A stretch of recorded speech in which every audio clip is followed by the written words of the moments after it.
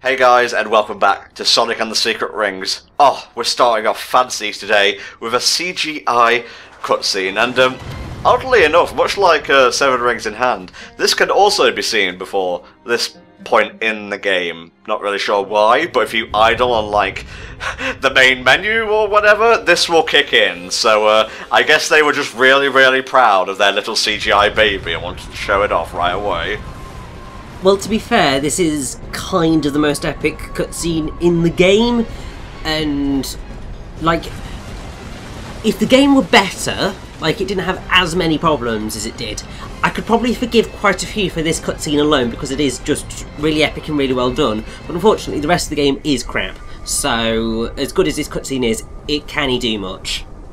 I'm surprised they didn't have a mission actually on the ground going up to Night Palace, although the fact that you have a magic carpet, like, on standby kind of makes that point moot, so...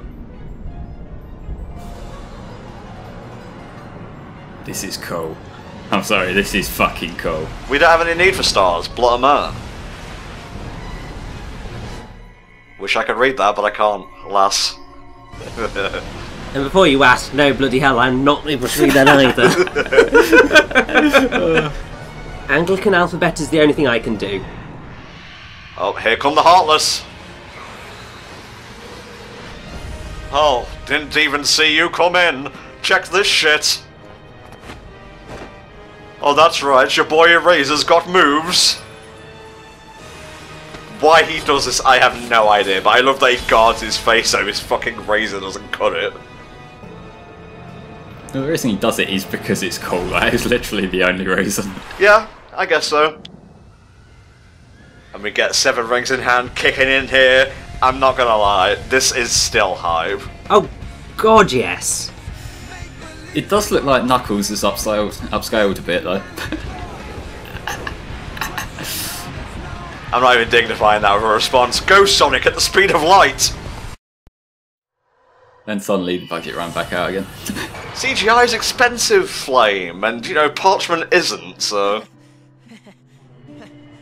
Looks like my time limit is about up. You see, this is something that, when, I'm saying when, because I'm pleased for the love of God, when we eventually cover Black Knight, I do feel that they really did improve these cutscenes in terms of the style, because they just animated them a lot more, and they just became so much more interesting to watch. Because this type of cutscene can be just incredibly static, and because oftentimes there's not a lot of animation going on at all, you're just like, this would be interesting, but you're not giving me a whole lot to go on visually. I get the gist of it, I like the aesthetic, but just give me a little bit more cutscene and I will be happy. So that's why I liked Black Knight a lot more. You say that, but that was a really beautiful, moving cutscene, for lack of a better word. And I think the writing saves the cutscenes from being utter dreck, honestly, which is, you know, damning praise, faint praise for a Sonic game where story's not really the point. But then again, if it's there, I'd rather it be good than, you know, shit. I think what it ultimately comes down to is that those cutscenes, they don't really use colour that much, because, like, obviously they've got the colour scheme, the brown overlays and that, but I think Black Knight, like, the opacity of the actual stuff we're trying to look at is a bit higher, so it doesn't get lost in the background as much, which I think makes a lot more of a difference than you might initially think. Yeah. Enough cutscene talk though, now comes level design and music talk.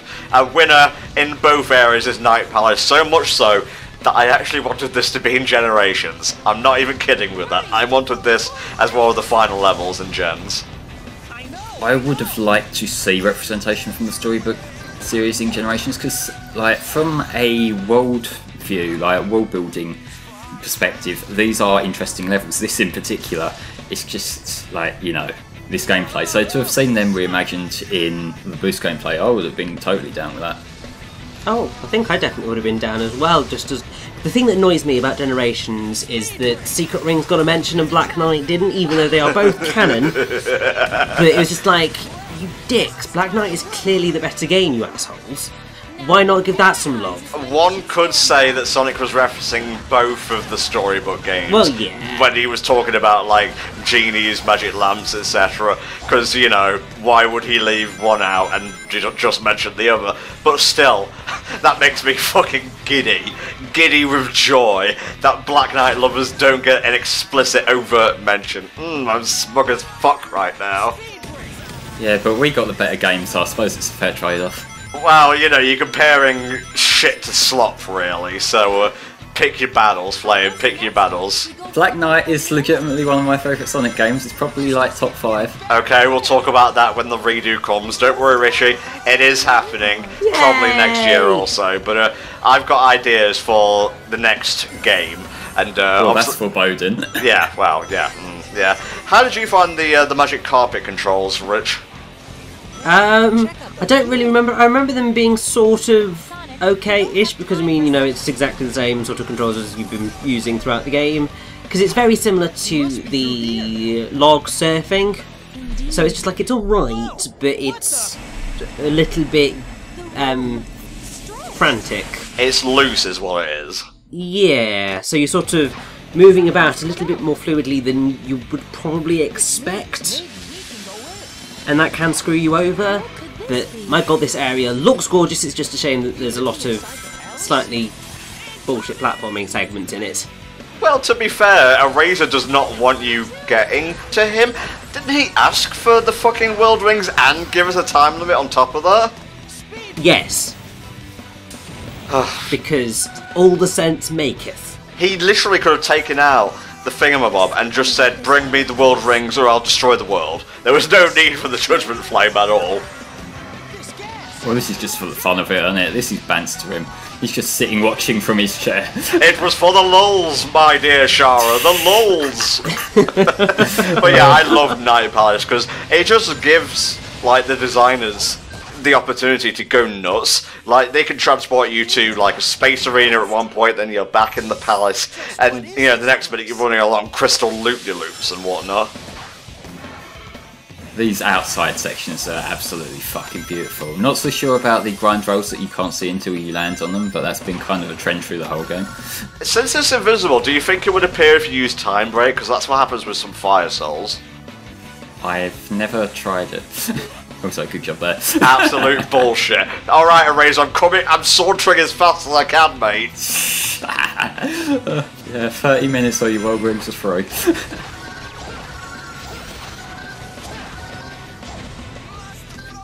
Oh god, this music, it makes me so happy. Oh, that mustard thrown away. Well, it said penny for the white guy or some shit in Skeleton Node's theme, so, you know, I'll take the mustard, thank you very much.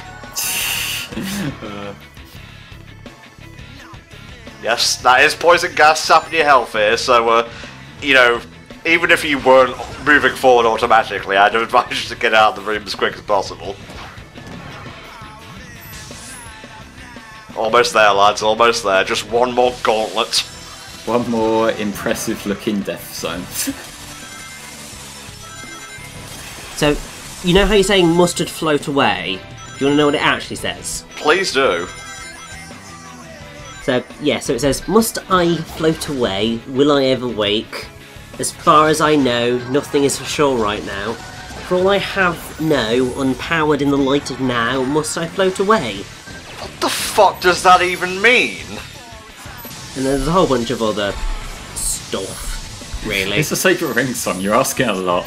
Do I need to collect the 7 world rings, Shara, my dear, and then you'll give me what the song actually means in proper translated English?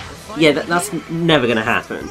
I think the penny for the white guy one is something about the white sky. That's what we're hearing as, like, white guy.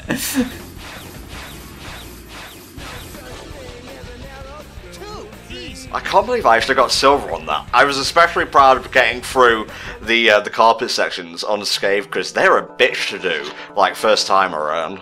Well, they're the parts where you're vulnerable, aren't they? Like, you can't really attack the things that you're gonna crash into, so it puts that extra level of fear in you. Nice. Please stop. Please. Stop it! Bandalada. No, not that time. It's the blue rat again. You told us to come here with the world rings. Running a bit low here. Think you could tell Yeah, me but he why? mainly invited us here so he could berate us. That's his actual evil plot. I guess so. Eraser Jin is just an internet troll with magical powers. That's my headcanon now. That's sad. That's very, very sad. Alright, boss time. Not the proper final boss, but in Sonic tradition, we don't have all the, you know, quote-unquote Chaos Emeralds, so the game will end after we defeat this sucker here. And surprisingly, we don't have to do another mission to actually fight him. It's just unlocked already. Oh, thank God for that. Well, I mean, it would kind of be pace-breaking if he were to, like, start pounding at you, then it's like, oh, no, you got a Reisuhu, or whatever the fuck his name is. Don't mind me, I'll just wait here while you break some pots. Oh, fucking boss theme of all time, mate, I don't even care. I've been waiting to finish things with you for a long time. And I love the setting here with the full moon in the background, it's so fucking cool. Oh yeah. It is a very cool looking boss fight.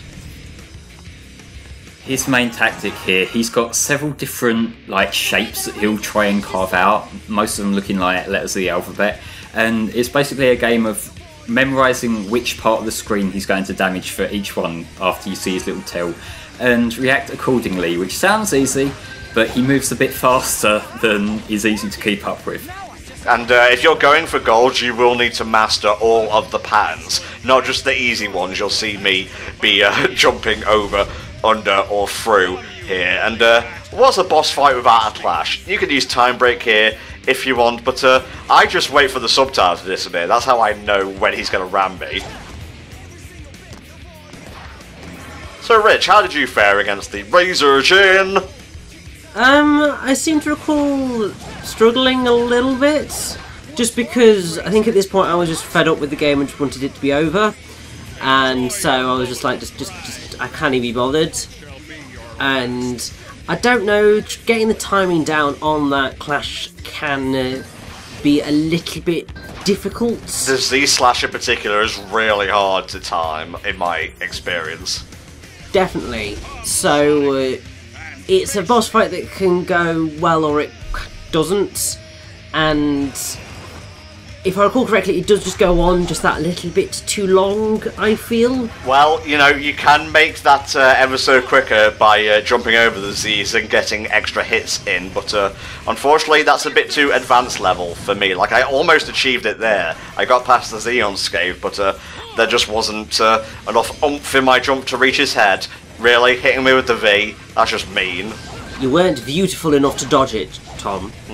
Yes.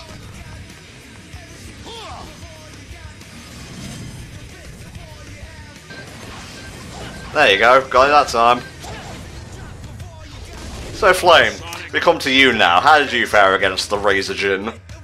I remember it gave me quite a bit of grief on my first playthrough. It took me a little while to adapt to the timings, both of the like initial strikes. That's a great ending, by the way. Oh! Yeah, but both like the initial strikes and the like clashing together sections. But once I got the hang of it, then it was like sort of just keep the pace up, and he went down. Look at Sonic standing in that lonely corridor. Oh, what a way to end a boss fight. Gold as well, fuck yes, buddy. Well done, Tom. Thank you. Well done. You got one in this playthrough. You patronising asshole, Jesus.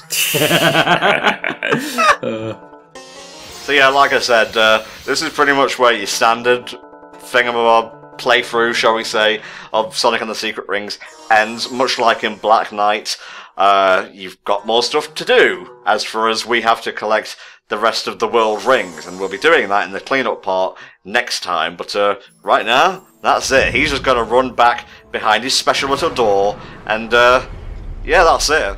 We need to collect the world rings in order to unlock that sucker. Lovely. I'm okay. I'm still... That door. What is it? It's a door shower. You don't know what that door is? I find that surprising, given that... Sesame! Well, we'll see in the final part, but at least Sonic actually took in what he read in the Arabian Nights. You know, it's about open sesame at the very least. Yeah, which is definitely good. But, you know, here's a thing that I don't think he's thought about quite clearly. You've got Shara, who's a wish-granting genie of the ring. Don't do this. Don't. Wouldn't it be, you know, possible to go, Shara, I wish I had all 7 of the world rings. Oh, and there we go. The Sonic and the Secret Rings is fucking ruined. Alright guys, we'll see you next time for the penultimate part of the playthrough. See you then.